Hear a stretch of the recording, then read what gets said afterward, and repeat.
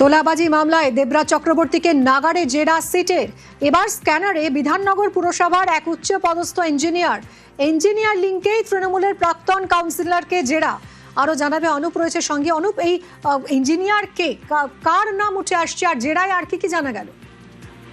দেবরাজ চক্রবর্তী 3 ঘন্টা জিজ্ঞাসাবাদ সিটের একাধিক বেআইনি যে নির্মাণ সংস্থার নামে বিধাননগর পৌর নিগমের নামে অফিসিয়ালি চিঠি পাঠানোর কাজ বন্ধের নির্দেশ দেওয়া হতো এবং এরপরে সেই বন্ধের নির্দেশ দিয়ে চিঠি পাঠানো হতো পৌরসভার পক্ষ থেকে। দেবরাজ চক্রবর্তীর ক্ষেত্রে দেবরাজ চক্রবর্তী সিটের পক্ষ থেকে প্রশ্ন করা হয়, যদিও এই বেআইনি যে সমস্ত সেটা বেআইনি হয় পরবর্তী ক্ষেত্রে তাহলে কি করে সেটা আবার পারমিশন দেওয়া হয়, কাজ করার পারমিশন, এগুলো সিটের পক্ষে জিজ্ঞাসাবাদ করা হয়। বেআইনি বলে নোটিশ দিয়ে পরবর্তী ক্ষেত্রে সেই কাজ করা যখন চালু হতো তাহলে কি রফার বিনিময়ে কাজ চালু হতো, এই সমস্ত একাধিক প্রশ্ন দেবরাজ চক্রবর্তী করা হয়। সিটের পক্ষ থেকে বিধাননগর পৌর নিগমের এক উচ্চপদস্থ ইঞ্জিনিয়ারের নাম ইতিমধ্যেই উঠে আসছে। এবার সেই উচ্চপদস্থ ইঞ্জিনিয়ার সম্পর্কে তথ্য সংগ্রহ করলো বিধাননগর পুলিশ। অন্যদিকে সিটের পক্ষ থেকে বেআইনি যে নির্মাণ দেবরাজ চক্রবর্তী ঘনিষ্ঠ তারাই ঠিক করতেন, বলতেন পরবর্তী পদক্ষেপ পৌরসভার উচ্চপদস্থ ইঞ্জিনিয়ার কোন কোন বিল্ডিং এ তারা চিঠি পাঠাবেন বা কোনগুলো বেআইনি, সেই উচ্চপদস্থ আধিকারিকের সঙ্গে তারা কথা বলতেন বলে এমনটা জানতে পারে। পরবর্তী ক্ষেত্রে তাদের নোটিশ পাওয়ার পরে টাকার বিনিময়ে সেটি হতো বলে এমন তথ্য উঠে আসছে। এই নিয়ে দীর্ঘ জিজ্ঞাসাবাদ দেবরাজ চক্রবর্তীকে করা হয়, যদিও দেবরাজ চক্রবর্তী তিনি জানিয়েছেন এই সমস্ত বিষয় তিনি কিছু জানেন না, তাকে মিথ্যাভাবে এইসব মামলায় জড়ানো হচ্ছে। সিটের পক্ষ থেকে সূত্রমতে যে খবর সেটা হলেও হেফাজতে নেওয়ার পরে দেবরাজ চক্রবর্তী তিনি ভেঙে পড়েছেন। তার কারণ তাকে হেফাজতে নেওয়া হয়েছে, দফায় দফায় জিজ্ঞাসাবাদ করা হচ্ছে। তার কারণ হিসেবে দেখা হচ্ছে এই যে পৌরসভা যে সমস্ত বেআইনি নির্মাণ ছিল, বেআইনি বিল্ডিং ছিল, তাদেরকে কিন্তু নোটিশ করা হতো পৌরসভার এক উচ্চপদস্থ ইঞ্জিনিয়ারের মাধ্যমে। ইতিমধ্যেই সেই ইঞ্জিনিয়ার তথ্য সংগ্রহ যেমন করা হচ্ছে, পরবর্তী পদক্ষেপ কিন্তু দেবরাজ চক্রবর্তীকে আবার এই বিষয়ে দফায় দফায় জিজ্ঞাসাবাদ করে তার খোঁজ পেতে চায় সিটের আধিকারিকরা। সঙ্গে থাকো অনুপ।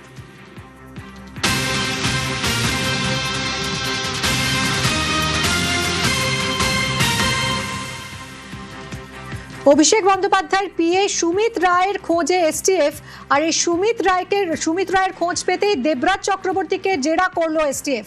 অনুপ রয়েছে সঙ্গে। অনুপ, একদিকে সিটের জেরা, অন্যদিকে এসটিএফ সুমিত রায়ের খোঁজ পেতেও জেরা করলো, কি জানা যাচ্ছে?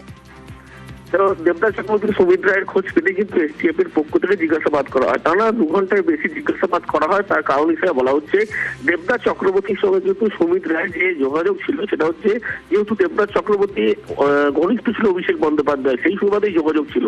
এবং কোথাও গিয়ে মনে করা হচ্ছে একাধিক যে নাম্বার দেবরাজ চক্রবর্তীর যে ফোনের চ্যাট থেকে শুরু করে কল ডিটেলস যেগুলো ডিলিট করা হয়েছিল, সেখানে দেবরাজ চক্রবর্তীর সঙ্গে সুমিত রায়ের কিন্তু কথোপকথন ছিল এমনটা মনে করছে। যদিও দেবরাজ চক্রবর্তীর বক্তব্য যে 4 তারিখের পর ভোটের ফল ঘোষণার পর থেকে তার সঙ্গে কোনোভাবে কারোর কোনো যোগসূত্র নেই। যদিও তদন্তকারী যে আধিকারিক সিটের পক্ষ থেকে যেমন জিজ্ঞাসাবাদ করা হচ্ছিল, অন্যদিকে এসটিএফ এর পক্ষ থেকেও মনে করা হচ্ছে যে সুমিত রায়ের হদিশ পেতে গেলে দেবরাজ চক্রবর্তীকে জিজ্ঞাসাবাদ করা প্রয়োজন। সেই জন্য টানা 2 ঘন্টা এসটিএফ আধিকারিক তারা দেবরাজ চক্রবর্তীকে জিজ্ঞাসাবাদ করে অভিষেক বন্দ্যোপাধ্যায় আত্মসহায়ক সুমিত রায়ের খোঁজ পাওয়ার জন্য। ধন্যবাদ অনুপ।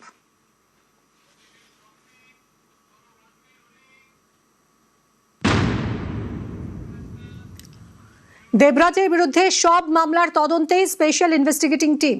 শুধু তোলাবাজি নয়, সব মামলার তদন্তে এসআইটি। দেবরাজের বিরুদ্ধে বাগুইআটি থানায় 10টা অভিযোগ দায়ের হয়েছে। এই 10টা অভিযোগের মধ্যে 8টাতে মামলা দায়ের পুলিশের। এবার দেবরাজের সব মামলার তদন্তে সিটের তদন্তকারীর সংখ্যা বাড়ানো হতে পারে।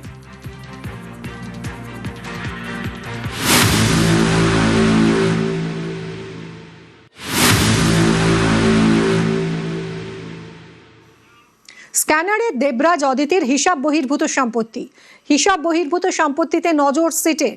তোলাবাজি মামলায় পুলিশ হেফাজতে দেবরাজ। হেফাজত শেষ হলেই তরুণজ্যোতির মামলার তদন্ত হবে।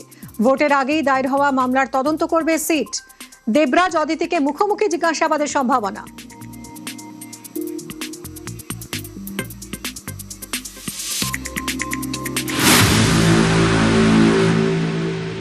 অভিযোগের পাহাড়ে দেবরাজ চক্রবর্তী। স্কুল ভেঙে টেনিস ব্যাডমিন্টন কোর্ট তৈরির অভিযোগ। দেবরাজ ও তার ঘনিষ্ঠ কাউন্সিলরের বিরুদ্ধে অভিযোগ। দমদমের জয়পুর এলাকার ঘটনা। আগে অভিযোগ জানিয়েও লাভ হয়নি বলে অভিযোগ। বিধায়ক তরুণজ্যোতি তিওয়ারিকে নালিশ স্থানীয়দের।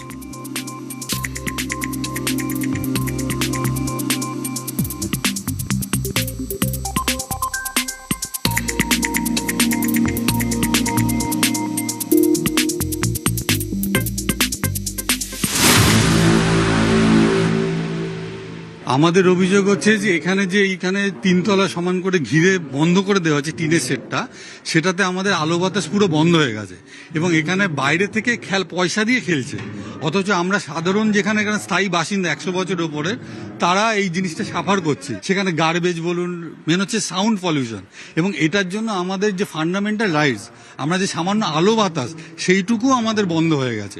অবজেকশন দিয়ে আমাদেরকে থ্রেট খেতে হয়, তার জন্য আধিকারিক আছে, তাদের কাছে আমাদের প্রার্থনা আপনারাই এর বিচার করুন, আমরা কি করব। আমরা কি কোটিপতি? আমরা গরিব মানুষ, সারা দিন রাত্রি কত গুলো করে আলো জ্বালিয়ে রাখি, মশা, তারপর চিৎকার চেঁচাবে, ধুমধুম কাজগুলো ঝমঝমিয়ে নড়ছে। ভোর 7টা থেকে আমাদের ঘুম ভেঙে যায় এদের চিৎকার চেঁচামেচি। একটা বাচ্চা থাকে, সকাল পড়াশোনা করাতে পারি না, ঘর অন্ধকার থাকে, সকাল থেকে লাইট ধরতে লাগে। তারপর আমার ভাই অসুস্থ, মশা তো মানে কি বলবো, এত মশা যে ঘরে থাকা যায় না, হাওয়া বাতাস ঢোকে না, ফোনের টাওয়ার পাওয়া যায় না। তারপরে হচ্ছে এই চারিদিক অন্ধকার করে রেখে দিয়েছে, ভীষণ অসুবিধা হয় আমাদের। কাউকে কিছু না জানিয়ে এটা করেছে। প্রত্যেক জায়গাতে ওনার একটা স্বভাব ছিল যে উনি খালি জমিটা দখল করেই ক্ষান্ত দেন না, উনি তার সঙ্গে রাস্তাটাকেও দখল করেন। এটাকে আর করানো যায়নি, কারণ বুঝতেই পাচ্ছেন যে তখন যে আলো হাওয়া বাতাস সমস্ত কিছু বন্ধ। এটা তো সম্পূর্ণ গাজোয়ারি, সম্পূর্ণ মানে প্রত্যেকে বারণ করেছি, রাতারাতি কংক্রিটে এটা তুলে দেওয়া হলো। মানে এমন ভাবে তুলে দেওয়া হলো যে এই লাগোয়া বাড়িতে যদি কোনো আগুন লাগে বা যদি কোনো প্লাম্বিং এর কাজ করে বা ওরা রিপেয়ারিং এর কাজ করে, রঙের কাজ করে, কোনো কিছু করতে পারবে না। লোকাল ক্লাব বলুন, এখানে এলাকাবাসী সবাই চাইছে এটাকে ভাঙা হোক, ভেঙে নতুন করে লোকের স্বাস্থ্যসম্মতভাবে কিছু করা হোক।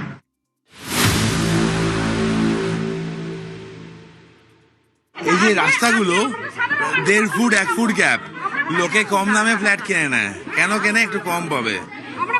ইলিগাল কনস্ট্রাকশন রমরমা। আমি আবার বলছি সরকারের দোষ, আমি আবার বলছি মিউনিসিপ্যালিটির দোষ, যারা কিনছে তাদের দোষ।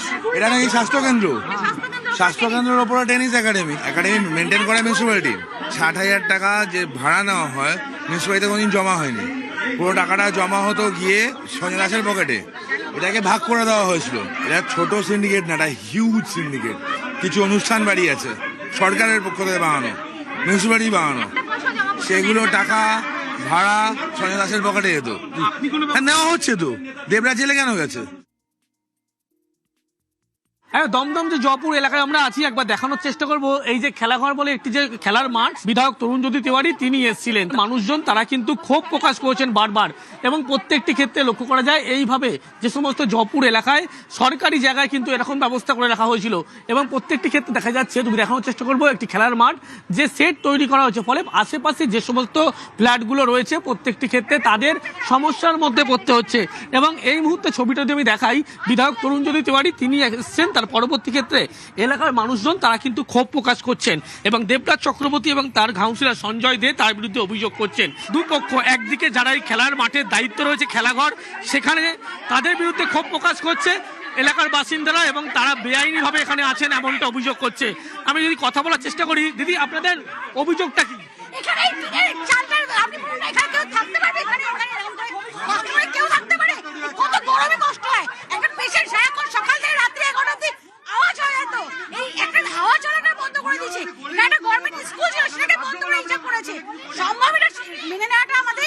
বললেন